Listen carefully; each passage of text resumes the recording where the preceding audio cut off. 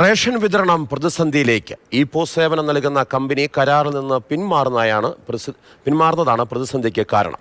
ഇക്കാര്യം അറിയിച്ച് സ്വകാര്യ കമ്പനി ഭക്ഷ്യമന്ത്രിക്ക് കത്ത് നൽകിയിട്ടുണ്ട്. പ്രശാന്ത് കൃഷ്ണവരങ്ങളുമായി. പ്രശാന്ത്, ഈ പോസ്റ്റ് മിഷൻ പണിമുടക്കുന്നതും അതിന് പിന്നാലെ റേഷൻ വിതരണത്തിൽ വലിയ താളപ്പിഴ ഉണ്ടാകുന്നതും തുടർച്ചയായി മാതൃഭൂമി ന്യൂസ് റിപ്പോർട്ട് ചെയ്യാറുണ്ടായിരുന്നു. അക്കാര്യത്തിൽ അടിയന്തര ഇടപെടൽ ഉണ്ടാകുന്ന ഓരോ ഘട്ടത്തിലും ഭക്ഷ്യമന്ത്രി വ്യക്തമാക്കുകയും ചെയ്യുന്നുണ്ടായിരുന്നു. ഇപ്പോൾ വലിയ പ്രശ്നമില്ലാതെ പോകുന്നതിനിടയിൽ കമ്പനി എന്ത് നിലപാട് സ്വീകരിക്കുന്നു? എങ്ങനെ ഈ പ്രശ്നം പരിഹരിക്കാൻ കഴിയും? ഇത് വലിയ പ്രതിസന്ധിയായി മാറുമോ?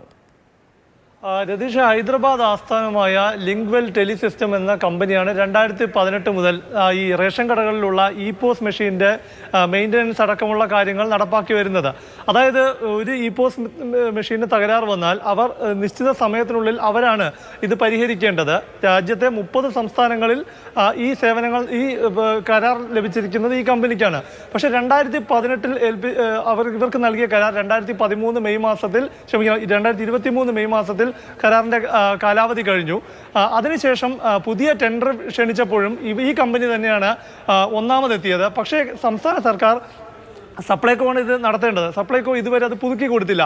അതുകൊണ്ട് തന്നെ അവർക്ക് ഏകദേശം 2.25 കോടി രൂപ കുടിശ്ശികയുണ്ട് അവർ നടത്തിയ സേവനങ്ങളിൽ. ഇതിന് പുറമെ അവർ ഡിപ്പോസിറ്റായി 3 കോടിയിലധികം നൽകിയിട്ടുണ്ട്. അങ്ങനെ 6 കോടിയോളം രൂപ അവർക്ക് ലഭിക്കാനുണ്ട്.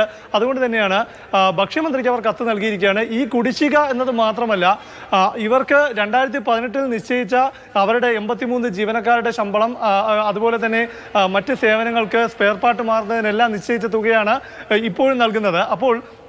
ഇപ്പോൾ ഒരു കരാറില്ലാതെ പുതുക്കി നൽകുന്നു. ഇതിന് മുന്നോട്ട് പോകാനാകില്ല.